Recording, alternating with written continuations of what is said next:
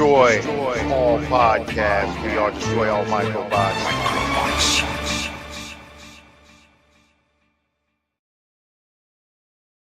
Destructive episode of Destroy All Podcasts. General 5. Yeah. Luno, Lieutenant 1. Luno.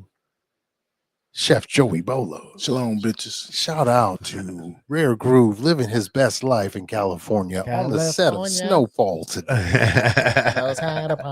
Me, I'm 3. Please like, share, subscribe. You may gain clearance tonight. Our year just keeps getting better, and better. A shout out to Shiaki Fitness, which we will discuss a little later on. We did a Zumba class, ladies and gentlemen. We love Cincinnati. We did a Zumba class. These ladies are Who day. But tonight, Industry Insider, AR, ladies, gentlemen, give it up, Grant Gatsby.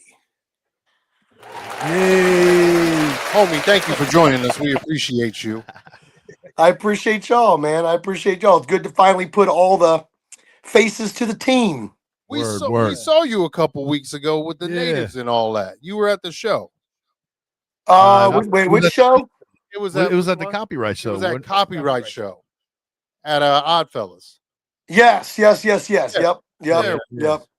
Oh, yeah, that was well, I wasn't there. What? I wasn't at the Oddfellows show. Are you talking about with the one with J Live? With J Live. Yep, absolutely. Shout out to J Live. We were there. Yep. Yeah, we were. Yep. Shout out to Animal Crackers and and Wally. Wally was there. I know Wally was there. That was big for me. J Live is if we're talking dead or alive, straight up. For me personally, I'm on an island. I got no choice. J Live is in my top 5, 100%. I mean, wow. Ain't too many DJs spitting bars. Not in the midst of a show. Right. Let's get back there on the 1s and 2s and still rapping. Yeah. That's and then being able to do it all at the same time. Yeah, that's what I'm saying. Yeah. He's like he's an Anderson .Paak on turntables. Word. Man, that's that's a good description. Word. Shout out J Live. Yeah, shout out J Live, man. Yep. In the ever evolving world, the landscape of industry music, and you being an A&R, is an A&R still necessary? 110%.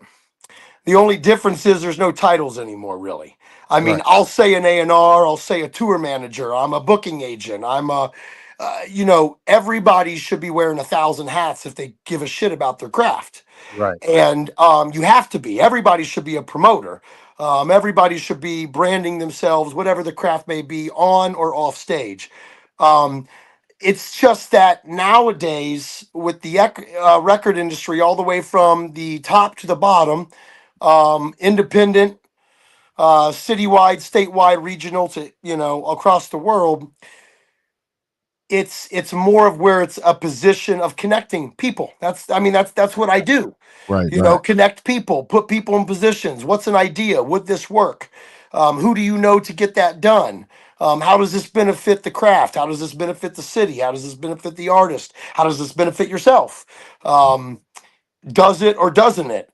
And I think that, when it comes to like titles and positions, at some point in time, I just kind of stopped and just said, hey, I run an entertainment label and I produce and create potential and art for myself and others. So love it. That's dope. Love it. Yeah. Tell us more about the label. How'd you get started in 2004. Here in Columbus, Ohio. I've always been born and raised Columbus, Ohio. Although, as we know, as the world changed with the internet and the matrix, you don't necessarily have to be or go where all that is. And as long as you're doing your job and communicating, you can connect with people. But 2004, everybody else's, and that's why it's separated, everybody else's, because the fans' bodies, the bodies behind the stage, the bodies on the stage, the performers' bodies. Every single individual helps to making an accomplishment. There is not an industry that's more about the teamwork. Right. So yeah, got started with a few guys in town. They were recording and making music, and next thing you know, I didn't even know what I wanted to do. I've had poetry published before. I'm an artist myself. I went to Columbus College of Art and Design. I have a vision and a love for all the different forms of art, but I was like, I don't know where I fit in, and it wasn't even like that. Like I'm gonna be involved in music. It was just happen, and next thing you know, I started going to blueprint shows and logic shows and copyright shows. And DJ Mix Master Ice and things like that. And next thing you know, I'm just like, what I saw was this is what I saw in Columbus, Ohio, and in my state. I saw that there was representation was missing, and everything I heard about people like me or above, as we know from the raps on the records we listen to, we're all assholes. We're jankety promoters. We don't give a shit. Well, I do. And I was like, well, I don't rap. I'm not a drummer. So I'm a good communicator and I love people. So, that's why I go by my stage name, Great Gatsby. I want to connect individuals. I want to protect individuals, but I wanted to represent the artists and not the labels. So that's what my goal and my MO has been since the beginning. Yeah.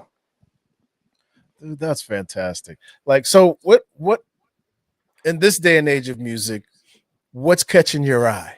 Like, are you randomly looking, or do you go out searching? Is it still like, local? Like a baseball scout? Do you do it like that, or you just see out, be at a bar, and all of a sudden you're like, whoa?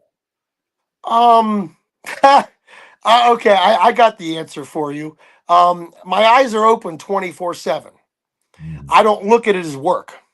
I look at it as part of my blood and who I am. And all the art that I enjoy from watching theater when I was a kid, drawing comic books, and as I'm growing, and all those things are now becoming either monetary or career driven, or a huge love for it. I've just been on, as we call, I'm on call 24/7.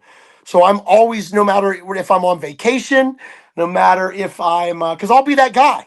I'll be on vacation, shut off the phone, get in trouble with, girls, hey, we're here. I need to focus on the now and have a good time. And I'll be the guy in a bar, not even two shades to the wind, and some singer gets on. And if that shit gives me goosebumps, I'm crying and I'm going up and giving him money. And I'm like, who are you? What's your handle? What have you done? Do you perform in the Midwest? So it's I feel like I'm on all the time. And I don't think that's even a business thing. It's like just a love for the arts and theater. Yeah. Yep. Yes. That's like one thing I tell them around here. I'm like, the podcast never stops, bro. We're always on. You're always on. Yes. When you capture a moment. You know what I'm saying? There could be a moment, so you have to always be on. So I feel you in that capacity. Yes. Yeah.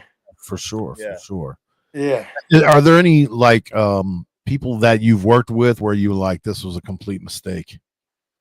You don't have to say names. No names. You don't have to say You don't have to names. say names. No. I say names. I don't give a fuck. I don't hold back.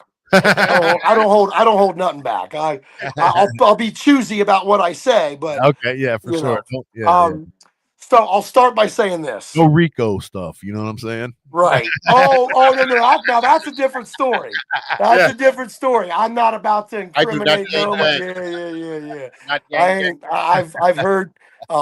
Real quick shout out to Matthew Markoff, aka A&R Extraordinaire M80. He just dropped a book called I think it's 100 or 1,000 Ways I've Almost Died in the Rap Industry, and that shit'll explain sometimes what, no matter who you are and what level, what you potentially could go through. So no, I'm not going to divulge that kind of stuff. But as far as what was the question again? Other people who you who you linked up with, and then you were like, man, this I was a shouldn't have been mistake. there. Yeah, this was So a bad move. my favorite, I can't speak for everybody, just myself. The music and the hip hop that I gravitate towards the most, which is conscious, real hip hop, whatever. We know, and at this point in time, You're it's all rap, it's all hip hop, it's the culture. But I always gravitated towards a lot of the heavy MCs and heavy lyrics and you know the Most Defs and the Talib Kweli's and things of that nature. MCs and artists of that kind of format. What I learned is some of my favorite MCs, some not all, but some of the favorite MCs of the styles of hip hop or the atmospheres of rap that I like the most sometimes had the biggest dicks as Yeah. far as their personality. Yeah. And the guys that I wasn't necessarily I love 3 6 Mafia, okay? They have their place. They've molded the whole industry. We're not gonna we can go 1,000 years into that story for them specifically. On to be But around. but growing up and even until now, no. Besides a few songs, that was just not my style. But I booked Project Pat, and he was the fucking. I would book him if I was 75 years old and have my last amount of money, and someone said, "Hey, you know, Project Pat's looking for a show," I'd book him. I'd book him. He was cool with he was cool with the college girls. He was cool with the high schoolers, the mom and dads, the goth kids, the rock punk dudes, the hip hops, the gangster kids, the street kids. He came to that show and he talked to everybody as if he didn't grow up the way that he did. We know how he grew up, Right. but his atmosphere and his attitude, he got it.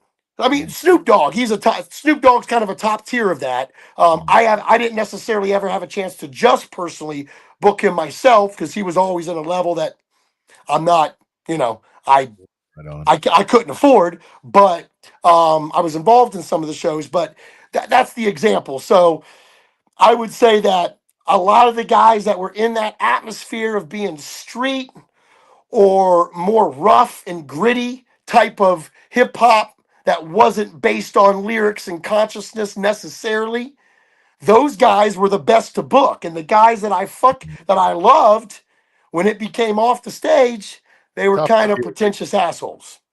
Right on. Right on. I yes. I understand that answer fully.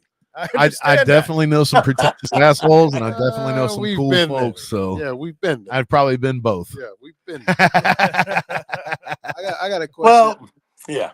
I want to know what you like in conscious rappers and stuff like that. Would you book any jazz artists? Oh yeah.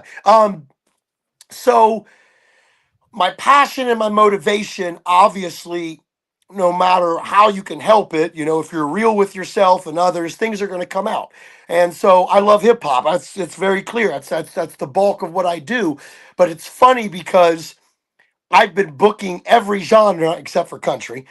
Um, I've been booking every genre since 2004. And the shows that I literally started doing was okay.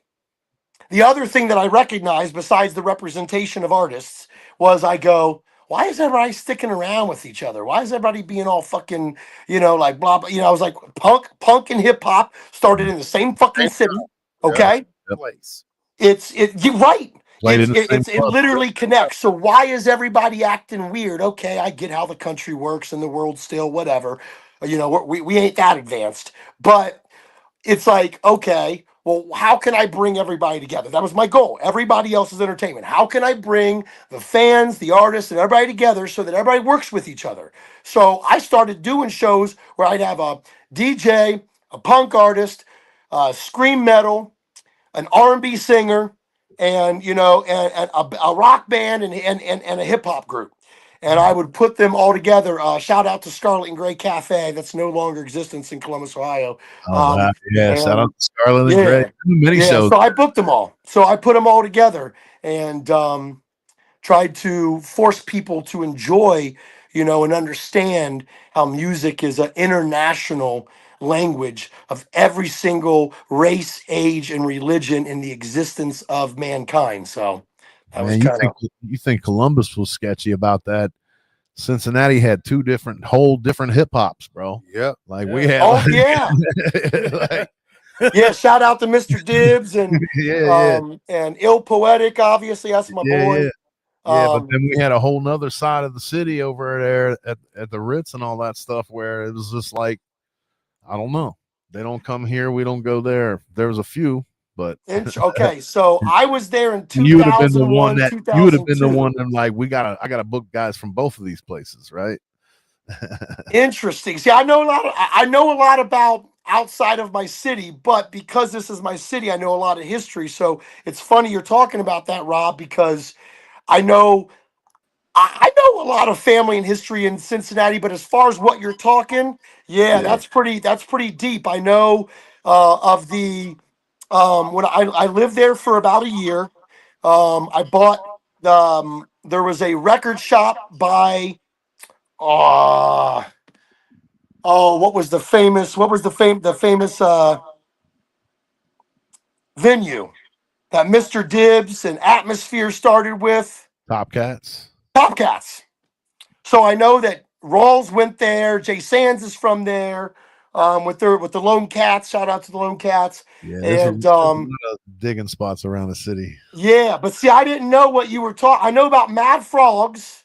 I knew Mhm. about Top Cats. Yep. Mhm. And I booked a couple shows at each of them, and I had some artists there, but that was about it. And that was early 2000s, and Yeah. right around the time that I was 2004, 2005. After that kind of mid 2000s, I know that they maybe shut down for a while. I didn't really hear a lot. Yeah, And I think I know we must have run into each other Had to. back then. That's it. We were heavy back then. Heavy. yeah, Yeah. yeah. Yeah, super heavy, Yeah. super heavy. I know, Devin Barres is there, and knowing the Animal Crackers, obviously, Mr. Dibbs.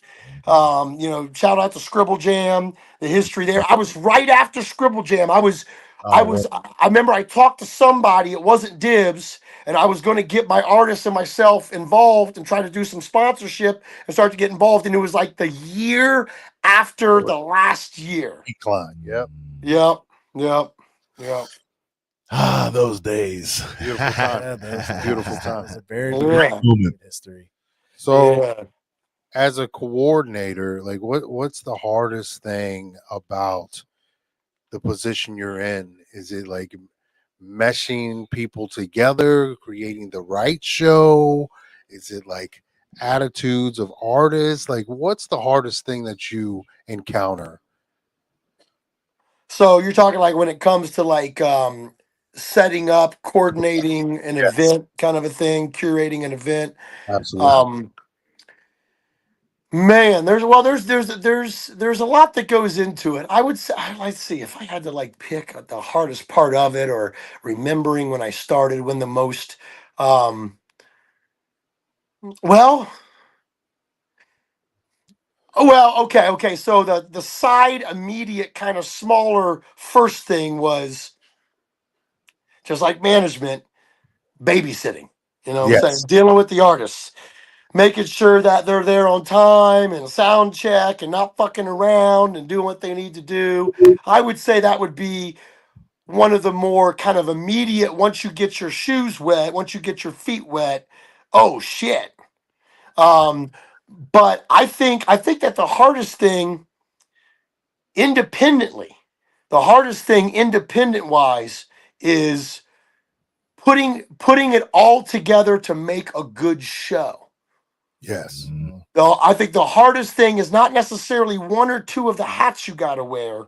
It's once you realize and learn what all the hats are, then you go, okay, well, these are all, I'm watching Blueprint and Illogic and all these guys tour and what they're doing. And I'm like, okay, well, shit, there's a lot to this. There's the front door and the tickets and the security and the stage performance and the stage management and the curation and the sound check and the engineering and all the different people that are involved in those different positions that you have to put together. Because for me, I always wore all the hats. It's a team, it's always a team effort. But because I ran like a rabbit, I don't have time for turtles. So it's like, rather you're an artist or you're behind the scenes, I had to keep moving to get it all done. And sometimes it was hard because you got nobody else running with you really. You might have a couple people in the right positions doing some things, and then you can go, okay, That's I take could take a I yeah. could take a breather on this one. My buddy's helping with this. But merch table, then you got to have merch, because if you don't have merch, what the hell you doing?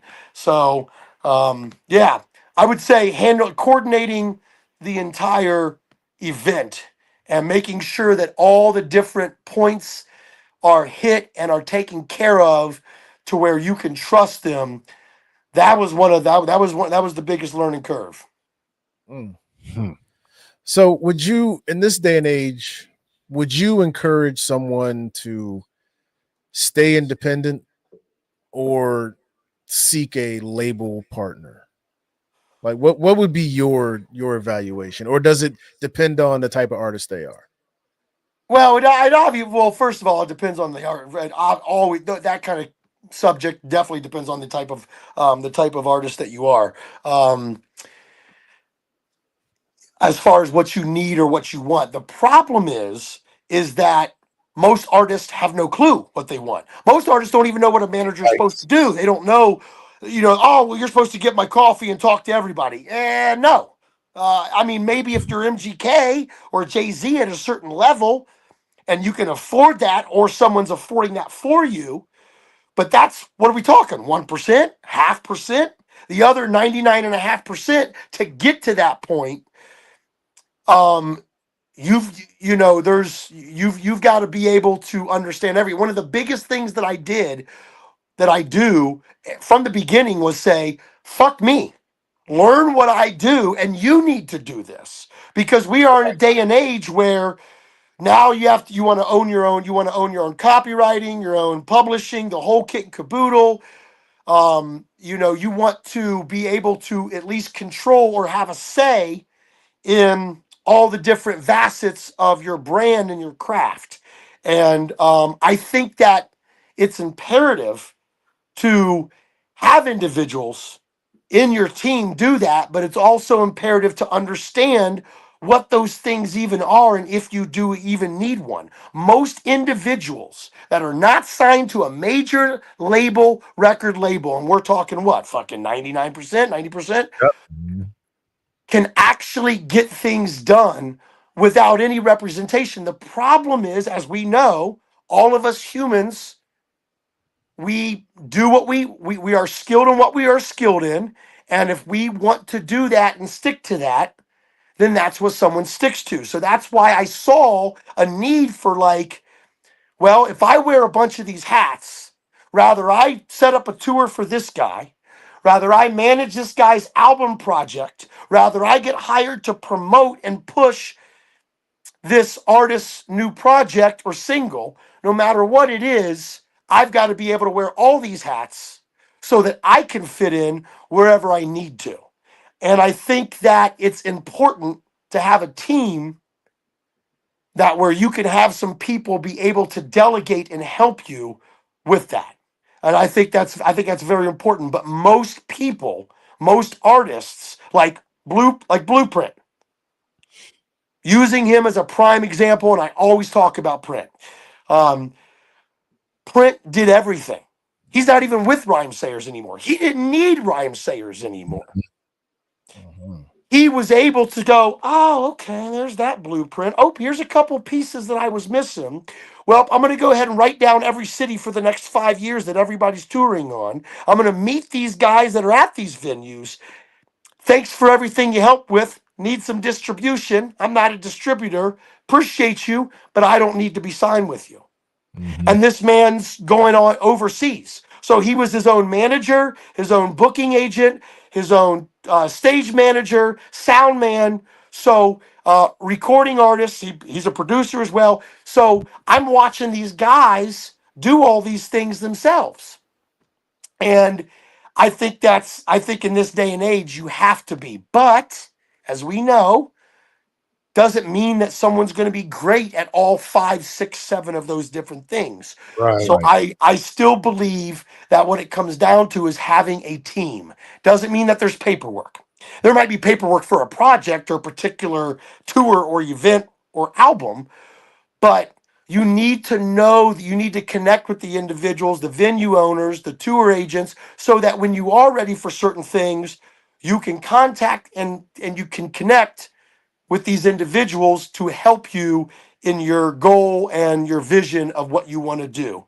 But I don't necessarily think that an artist, I mean, like I said, that's my money. That's my bread and butter. But I will tell an artist straight up, even in consultation, hey, take my blueprint. Let's work together for several weeks, a couple months, and then take that and run with it.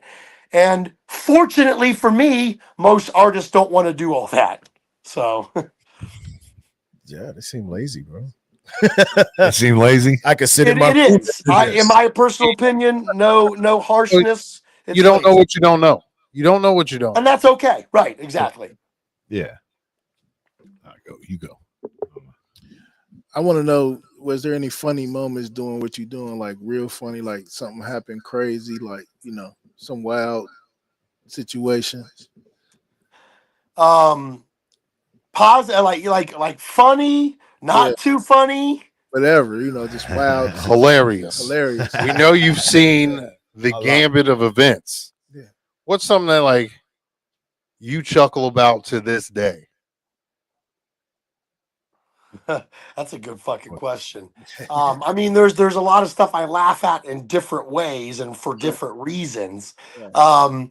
But if I had to like pick something that was like really funny, I'm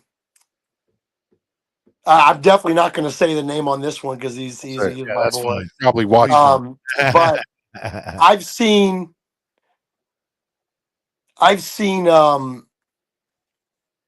well, I'll tell you one. I'll tell you one. There was one of the first artists I ever worked with when I started. He never got picked up or anything. I spent way too much time with him. But I was with this artist for several years when I first got started, and he was so disgruntled or angry or frustrated, whatever the case may be. I still haven't figured out to this day of the industry of whatever, that on his final project. I mean, we met with Amalgam Digital. Shout out to Annie XT and Max B. Annie XT of Amalgam Digital put out the original mixtapes of Max B's and helped Max B become who he is to this day. And we did a show, not Max B, but I did a show with this artist, and we were pushing this project. We were getting some looks. A lot of it was, unfortunately, it wasn't just through his music, although he was a dope. He could spit and rap his ass off, but I was really promoting and pushing his brand, and was able to get this contact. And as these things are going on, we do his album release show, and locally, even locally, we had about 75 plus people there. It was a good local event, and he just sat up on stage and just started cussing everybody out. Yes. And I'm not talking like Mad rapper style. like a little guy over here and kind of trying to make this joke and part of the routine. I'm saying that he like stopped his show and started saying "fuck you" and "fuck you" and "fuck you." I even had friends and family there. I like, and he was like serious about it, and even though we had some issues, like there was clearly some lines that were not being able to connect. That last 6 months to a year, but when he was doing, I mean, these are individuals. There's people there like Rawls and people that I respect that I'm trying to work with, and he's sitting there saying that. He said it to the bar, said it to the owner and his wife. He told him to make some noise, and everybody was quiet. And he started cutting them out. No, You know dude, what? the entire place went dead, just straight up. And as pissed off as I wanted to be, and I should have been, which I was, After like 30 seconds of it or so, I'm like, I just started laughing. Like, what in the fuck? Well, this is obviously a red flag, and this is my sign. We can't work So, together anymore. yeah. That's So crazy. it might have not been funny at the time, but I almost had to. We had argued so much. I had been splitting hairs so much, pulling like tooth and nail, that I just started like chuckling, like, wow. He went total. Okay, this is what you deserve, Grant. You should have fucking backed out when you knew. Yep. So, We always know. Like, sometimes our emotions dig us a deeper hole. yeah. So can I pivot left for a second? Go ahead. Being from Columbus, Columbus, Ohio. you know what this week means. It's a big week. It's a big week. Yeah. And everything blue and everything yellow shall be crossed Thank out. Can we? That's right, baby. We just take a moment to say, we're not going down again, baby. We're not Man, going again. look. one Let gave me us explain the something. business. Look. We call it, we bleed scarlet and gray. Yes. Go. We bleed scarlet and gray. Let's go. Now, That's what they say. on the flip side, I'm a fan. My dad graduated from Ohio State University. Shout out to Dean the Bean Bollinger. It's like I get it, but fuck the NCAA anyways. Because at the end of the day, how is it that the largest division in college football out of all the sports in the entire world, the most money makers, the most fan bases, the largest universities or institutions, rather it's professional or college, whatever. How is it that Division One NCAA fucking football did not have an actual fucking playoff? I thought I was 10 years Amen. old. Like, what? Yes.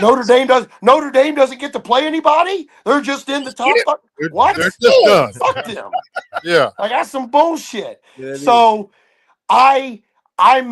we're not going to lose. Obviously, Michigan's no. horrible. What the They're ass this week? horrible. They're Michigan is like one of those teams where they're always just looked at like, oh, it's fucking Michigan, it's fucking Texas, and it's like, not exactly. But the good thing is there's a real playoff system.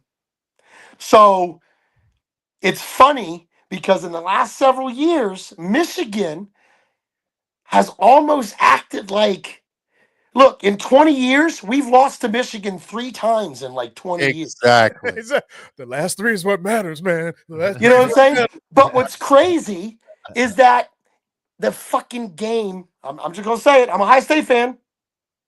The game don't fucking matter. Yeah, pretty much. It's a playoff We're system. already there. Guess what? The number Fuck one the to win stat. the championship should Win have the never game. come down to one Stat. fucking game. It should Win the never game. come down to one game. Never. Fuck the Never. stats. Win the game.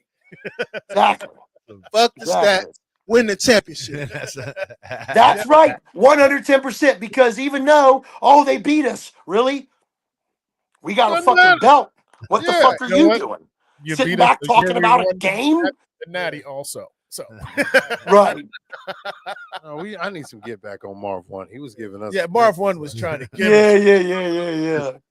I fuck with UC though. I fuck with UC. Yeah. I fuck with UC. We blew it last night. Anyway, we blew it. Can you tell us about Wuhio? How'd this start? Nice. Nice. Well, the first shout out would go to one of my other mentors. So Jay Rawls, Mixed Master Ice, obviously Blueprint and Illogic. But Philly Phil from Dayton, Ohio. Shout out Heard Philly up, Phil. Philly Phil. Philly Phil is Still need to get him on, bro. you need you need to get Philly on because the stories, because see, he's also an artist. So he's a DJ, he's a producer. So he was one of my mentors, and in the booking world, he really helped me out. And Philly, so Philly's kind of where that all, some of that kind of all started. But what were you saying again? I lose my train of thought all the time. Wuhio, like how this culture, the Wuhio culture start. Yeah. Well, he did. So I went to CCAD for graphic design illustration. So I've always done comics and drawn logos. I love advertisement art itself. Yes. I love it. Movie posters, album covers, things like that. So Philly started doing this Ohio by Nature, and it looks like it looks like the Naughty by Naughty by Nature. Nature Yeah. logo. Yep. So he kind of started doing that, and I was like, man, I really fucking love that. Do you mind? This is about five. So it's the fifth anniversary right now. And so it was right after COVID, right at the end of COVID. And I was like, man, I got to make some extra money. I've always talked shit about doing some brands, but I don't want to, I can't sew, I can't stitch, but I can, design. What am I going to do? You know what? I'll just start off simple with hoodies, t-shirts. We'll just start it simple. So I said to him, do you mind if I sell your Ohio by Nature? And he said, sure. So I made t-shirts and I made hoodies. And after the first year, I'm sitting there in the middle of winter and it's like 1 o'clock in the morning. And I'm just like, man, what's another fucking, I'm drawing all kinds of designs. What would work? I don't want to, I'm not an asshole, so I'm not trying to steal anybody's shit. I'm not a biter, hip hop, the whole thing, whatever. But there's some things that are like kosher or on the line of, and it's like, as long as you're not really, I can never monetize this. I can't copyright it. Right. Or, I mean, well, there's some legalness that I can do, but and at the end of the day, Wu-Tang's big. They're fucking rock stars in the world. So, they don't even accept, there's beer out there that have Wu beer, Yep. and Wu-Tang's never even cared or even sent them a message. So I was like, okay. So I was sitting there at 1 o'clock in the morning and I'm looking at the shape. I'm like, okay, let's start simple. What would people buy? Okay, they love Ohio. Okay, blah, blah, blah. And I'm sitting there and I'm looking at the image and I go, man, that motherfucker looks like a Wu-Tang fucking symbol. Right. So I took my little fucking pad and put the little fucking ovals in it and I go, fucking Ohio. Got him. Nice. So I drew it and I hit up sent one to Logic, sent another to Philly. Definitely sent one to Philly. And I sent it to a couple people. I was like, what do y'all think? Philly hits me back at like 6 fucking M. Like I'm dead asleep at this point. And he hits me back up and he's like, bro, you got something. Nice. So I was like, all right. So I made the originals I made was just gray shirt with Timberland. I had him custom, not gold. I had him literally match fucking Timberlands. So I had him match that gold, sent me a fucking logo, and the rest was history. Bro, we Yeah, need that's we need to dope, do a man. trade out. We'll send you, You some got the wheat destroy all Wuhan. podcast shirts. We need Yes. we need 5 of these Yeah, stat. yeah. I got you. Yeah, I did bro, a to get special you. one for the run for the Wu-Tang and Run the Jewels. When Yeah. they went on the tour, I got a special one that's got like a skeleton, kind of looks like a punk rock shirt. And it's like a skeleton hand, Run the Jewels, and he's hanging. It says Run Ohio. Look, text me what your Yeah. guys' sizes are. I'll send them to Put Absolutely. you. up. I Yeah, got you. we'll do an even exchange. We want you to have some of ours too. Yeah. Hell Go. yeah. Hell yeah. Oh, man. Anybody. Has there anybody like do you have any like a big one that got away stories as far as like I want to sign this guy but it didn't work out or this act? I don't know. Like as far as like signing, Mm, as a side note, real quick, like I've one of the things that I stand on, and this is kind of a part of back to the previous conversation. I learned I learned that do you even know what a signature is? Do you even need to be signed? Do Wow. what does that mean? Oh, I'm signing you. What does that mean? It just Yeah. means that Grant's booking you and I'm looking to put you in a position. But do we have any money right now that's coming to where you need to pay me or we need to have a contract? So with paperwork or signing an artist, I would approach an artist like, hey, this is like I wouldn't approach him like I'm going to sign you. Blah, blah, blah. I never did that. I kept it personal and more real to where I'd say, "Hey, I fuck with your music. I do booking. Here's some individuals I work with. You got me excited. Here's my email. If I hear from you, you're serious. If I don't hear from you, then we probably don't need to be talking. Doesn't mean that we can't be friends. Doesn't mean that I'm not going to dap you up. But I'm moving at a fucking rabbit's pace. So if you don't even hit me back, which doesn't mean I'm anything, but if you don't hit me back, then that's the answer anyways. But I would never hit anybody with like trying to sign them or anything. Most of the signing I've done was booking contract, consulting contract, or tour management. But as far as the one that got away, y'all gonna fucking hate me. So I had a chance.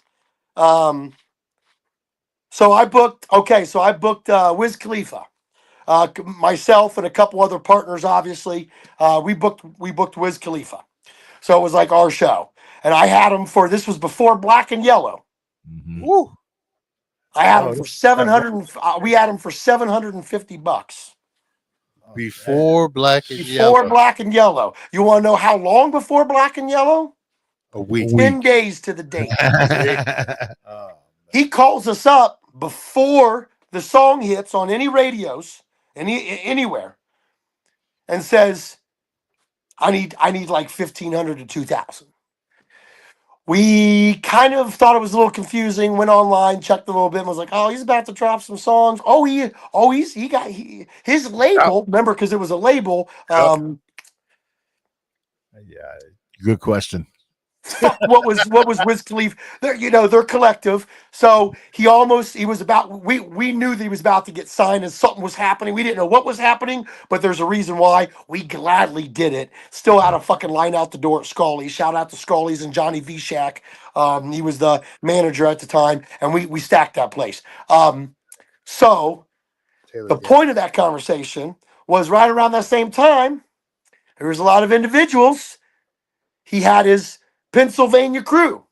Yeah. And Taylor one Gang. of those, as we know, rest in peace, was the infamous Mac Miller. Mac Miller had just dropped Kids, the mixtape Kids. Yeah. This was before fuck Donald Trump, which it still is, but all day. Shooter shouldn't have missed. Damn. Put that shit online. It's there. It's there. So, yeah. So he released the mixtape Kids, and I got the fucking email like, yo, hey, there's this guy, Mac Miller. He's connected with, damn it, what is their label? What was their Taylor imprint? Gang. Taylor Gang. Taylor, yeah, the Taylor Gang. So we get hit up, and I booked several people from Taylor Gang. Not Mac, though. So I get this fucking email, and it's like, hey, we've been working with, it was almost like they were even saying, you know of this guy, we're working with them. It wasn't even like we're part of Taylor Gang, which he technically was, Right. but he was so young where it was that when Kids dropped, it was still like Wiz didn't even know yet. So I had him, dude. I had him for $250.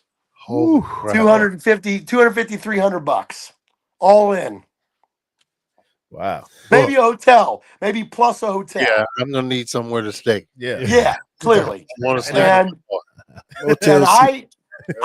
I got him, and I said, man, okay, Kids, okay, I like that movie, I remember it. Okay, he's using that whole thing. Okay, I get it.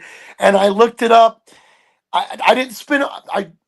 I should have spent more time, but I didn't. And the immediate thing, and I kick myself in the ass every time. And I think I want to say maybe the Donald Trump song came out right at that time or something. And I was like, oh, I thought it was too. I was such in my fucking conscious bag that I was like, oh, this is too poppy. This is too poppy. Yeah. So I turned it down. Man. Hey, what's your favorite year of hip hop? My favorite year? Yeah. Jesus Christ. Favorite. Oh, favorite year. Well, you know what? Fuck that. There's a bunch of years we can sit here and all argue from the 80s, the 90s, 2000s, not much past the mid 2000s, but as far as like a year just being immaculate. 1998. 1998 was the year I graduated. We had we had Outcast, So Fresh and or Aquemini. Aquemini.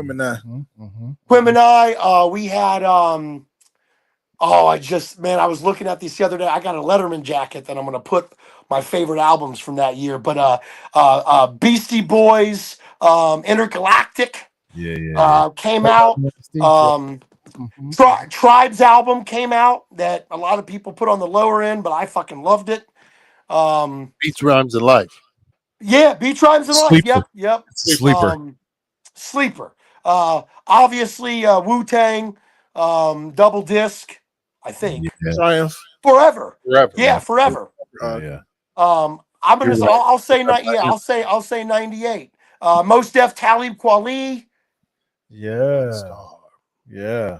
Black Star. Yeah. DMX. It's dark. Yeah. Oh. There was so many that I was like, I had to choose 5 to put on my Letterman jacket because I wanted to put like 10 or 12. Yeah. Definitely a good year. Oh yeah. And especially 95 to 99. Oh, yeah. 95 to 99. Woo! Golden era. Mhm. Yeah, golden era, baby. That was probably For sure. the best run of hip hop Yeah. from any level. I like 2000 to 2010. Yes. I There's mean, a 2000 to 2010, they I are you Brett. can't deny it. Yeah. I wouldn't put it next to 89 to 99, but it's right there. It's right there. That time frame from like 95 to 2005, some of the most growth Exactly. of hip hop happened. It was moving everywhere 100%. across the nation. Like we were Oh. starting to go into Atlanta deeper than the Outcasts and Goody Mob. Household name. Now it's household. Yep. So how do we stop artists from rapping over their lyrics like it's karaoke on stage and taking this Look on at it. tour Look at Grant. and making money off of it just to see hip hop karaoke for 2.5 hours with 20,000 dudes? $200 hip hop karaoke. 2 hours. And it costs you $200 a ticket. How The do we only stop thing that? the only thing that can happen is Jesus. It's very clear that it's proof that people don't listen. And they don't listen to their mentors and teachers. But the best thing we can do is what J. Rawls and Pete Rock and all these individuals are doing, which is just no matter if we're on stage or off stage or in between, we just got to keep pushing and teaching. That's the only thing we can do. I want to give a big shout out to Marcel P. Black, my boy. If you guys don't know about Marcel P. Black, look him up. He's completely independent, same realm as the copies and the blueprints and the Neologics from Middle America down south. That is Marcel P. Black. He branded real MCs don't rap over vocals, and he branded that. He's got that copyrighted and everything. Nice. Yep. It's atrocious. No, it's amateur, and you're not paying attention. If you're in a craft, you're not paying attention. You need to know your history. Doesn't mean you need to know every single person from 1822 that came by and did this. Right. But you need to know and be aware of the culture and to understand what it means to rhyme without needing that, because that's the point. The point of it is you're learning to be an entertainer. Right. Arts and entertainment. You're learning to entertain. When you're just rapping on your lyrics and you're doing that, and it's become a trend and it's become a point to where I think it's fucking criminal and ruining things. It's and ruining the culture, really. It's detrimental. And it makes you look like Vaudevillian. worthless. Makes you look Vaudevillian. worthless. There needs to be a level of respect for craftsmanship, and the craftsmanship is being to get on that stage with no backdrop lyrics and perform for a paying audience. We've paid to be here. entertain me with what you know, what you've written. Yeah. Yes. Used to kill me in 100%. Mad Frog nights when every act did that, bro. Oh. I know it's like an open mic, Oh. but now's the time To practice. to practice. This is where you mess up. yeah. Well, This is where right. you And that's mess what I'm up. saying. It's like sound. Rather, it's sound check and a mic check and a true sound check. Oh well, we're hip hop. We don't need to. Yes, you fucking do. You. Yeah. You need to know how the mic travels in this particular stage and how this venue is going to work with the type of music you have and having your backing tracks and everything set up. And it's a practice. You Yeah. go home, you practice, and you come back, you get on stage. And people, even individuals who aren't even, I mean, we've all seen it. I have watched an artist, or no, fans. I've watched random people, no clue what they're even walking into in the independent world or whatever. And next thing you know, they're seeing an artist that is at full package, independent or not, Yeah. got a second job or not. Yep. They're watching this individual. I know individuals that are more professional than dudes with contracts making $1 million out there. I bet. That would fucking murder, that if they had the opportunity, would make them look amateur. It's sad. It's sad. Right. So, in this world of, say TikTok artists, how would you guide someone who gained popularity really quick through TikTok, but they're trying to get some longevity out of what they've created? How would you help that individual move past that? Move past just thinking that they're just thinking that they're going to do TikTok and become famous, kind of a thing. Exactly. Like they got 7 seconds of fame from a song they've created. 5 million views, 50 million views. How do I grow past that point? Because people are coming to hear the 7 seconds. Yes. Well, that's a great question. What I would try to do, rather they would listen or not, is a different story. But what I would try to do is explain to them that if you're a doctor and you get a degree to be a doctor, you are always going to be able to get a job. Even if you have a degree, somebody knows it, hospitals, whatever. Okay. In entertainment, you're not guaranteed anything. Right. Even in that world, you're not guaranteed everything. So I would explain to them that arts and entertainment is something that we all can sit here and say that our hearts and our brains and our souls need. But in reality, people don't need. They do. I'd argue how important film and the arts are for people's mental states on stage and off the stage. But as we know, it's art. So Right. it's not necessarily something you have to breathe and eat and survive and get to work and pay bills, whatever. You guys know what I'm getting at. Right. So I would tell an artist that I would look at him right and say, okay, well, what am I doing tomorrow? What are you doing tomorrow? You're going to sit down and you're going to figure out the next video to do. Right. Mm-hmm. What do you mean? You're not done. You're not done at all. This is golf. You're playing until you fucking can't swing. Right. And if you don't think that you are, this is not the sport for you to be involved in. Love it. It is 100% all the time. So that's what I think these people need to hear, because they think, oh, I just did it on TikTok and I got all these views, I got everything. I'm gonna be. It's not gonna last forever. Yeah. Well, rewind. Yeah. The question you're asking right now, if you asked it 15 years ago, your question would be, what do you say to an artist that had one single that got played on a radio FM station and people picked it up? What would you say? It'd be the same concept. Go back in the studio and continue to create music. Create music. Yep. Nice. Yep. Do more shows. Longevity is based on how much art you are making. If you just think you're going to get in there and have a one-hit radio song or a one-hit TikTok online, even if you do, if you think that's going to carry you, you're wrong. Because guess what? Look, here's the biggest thing in the industry. This is what happens everywhere. Man, what'd you do? Oh, I had the single. I had the single. Got picked up. I got this record. Oh, that's cool. That's cool. That's cool. What's next? What are you doing next? Yep. Mhm. Yeah. What's Oh, oh, next? ride this thing till the wheels fall.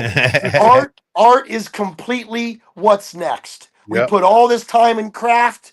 We're sitting there stressed. That's why Rick Rubin, one of my heroes, talks about just put it out. Success is putting out art, and you're never going to see the next successful moment unless you continue to do that. And if you're not continuing and planning on always creating, then you're literally going to be a one-hit wonder, or you're going to be forgotten, or you're not going to be able to have, well, like you said, longevity.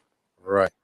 I want you to, before we get out of here, I want you to speak to the people who are finding themselves in a position to do what you are doing, galvanizing people, organizing to put art in a place of perspective.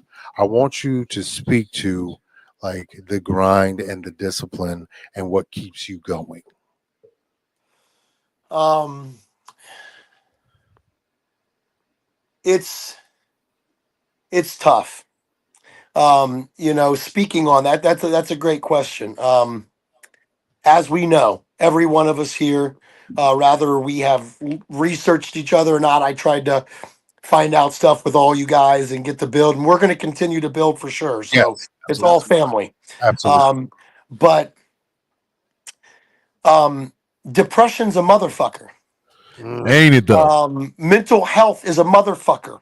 Ain't it though? Men don't want to talk about that. Our society of men don't want to talk about it. And fucking especially hip hop and rap doesn't want to talk about it. And over the years in our generation, through the most deafs and the conscious music and the recognition of what is care, you shout out to Karis One, there has been recognition of those things. But as we know, as a creative, you have 1 million no's to one yes. And so Exactly. that's what we're working for. Mhm. If we want to be successful beyond just doing something in the basement, or even the guys that never get out of the basement or the Yep. studio, what keeps them from that? And it's mental health, it's Mhm. fear of not making it or whatever it is and not being good enough, all the shit that all of us have heard and deal with ourselves. Mhm. And that's the toughest thing is, how do you keep going? How do you stay motivated? Well, the best thing that I would say is that's different for everybody.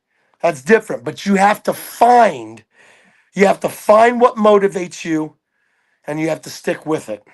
I mean, how many artists do we know, including individuals I work with, where, hey, what's so and so up to? Doesn't mean that having kids is wrong. Doesn't mean that having a family. Doesn't mean that moving. Doesn't mean that altering your art from one media to another media. Doesn't mean that now you're just doing it for more of fun and not necessarily something to be financially successful at. There's nothing wrong with any of that. Mhm. But if you want this to be your craft that you are successful in, rather you end up hitting it big or not, you just have to want it so bad. Mm-hmm. And I think for me, hip hop itself and the music, I heard Blueprint's record the other day, De La Souls. I got to pause for a moment because I can't get emotional. When I heard Blueprint's latest record and some of the songs he plays in his catalog, all the way up to guys like Common Sense and J Live, and shout out, rest in peace, and with De La Soul's record, that shit makes me cry. That shit, I listened to a record. I listened to one of those records and I'm down. And I'm like, yeah, maybe I'm not going to do this. And during my Wuhio years, I was by myself. I was like, I'm done with this. Am I even going to continue? Mhm. And these records came out, and these people and friends that I know helped me through it. And you listen to this record, next thing you know, you could be down. Next thing you know, you pop in this record, song, album, whatever, and I'm just absolutely goosebumps, full-fledged. Oh man, I'm back on my grind. And I think that's the biggest thing is continuing to listen and be around other positive and like-minded people to I love help you. Right. Yep. Definitely. Surround yourself with other creatives. 100%. For 100%. sure. Grant, this Yeah. has been incredible. We're gonna have to chop it up again. We got a lot of big things. We could use your help. We could I'm use sorry if I talk too much. I'm No, we sorry. love it. We love it. That's why you were on, bro. You're an incredible guest. You're incredible craftsman. You're an incredible mind, and we appreciate you joining us on the Destroy All podcast. We got big things coming in the next 24 months. We will need like a little input. We know you have the know-how, and we're trying to learn the know-how. So Yeah. absolutely. I got no problem what to divulge because my grandmother, she was a English teacher for 50 years, and she didn't follow the norm. She didn't follow all the rules and regulations. She created her own path, and she used it as guidelines. And I always look at it. I would always say to her, we would always say to each other, she didn't know nothing about rap and hip hop. But she understood my passion of what it was and understood music. And we would always say, where's the rule book for that? Sometimes you got to take a guideline and an outline and run with what works for you. And I think that's one of the greatest things that you can do as a teacher or an artist or both yourself. But yeah. We love you, bro. Thank you for showing up. Yeah. Once again, man. another destructive episode of Destroy All Podcast. General 5. Yeah. Lieutenant Juan Luno. Chef Joey Bolo. Shalom, bitch. Rare Groove. Me, I'm 3. Please like, share, subscribe. You may gain clearance. Special shout out. Blessings to our guest, Grant Gatsby, Columbus, Ohio. Thank you for the wisdom and the insight and the funny moments. We appreciate you. And until next time, we all say, don't leave.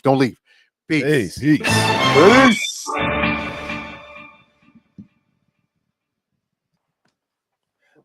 Destroy all podcasts. We are Destroy All Microbots.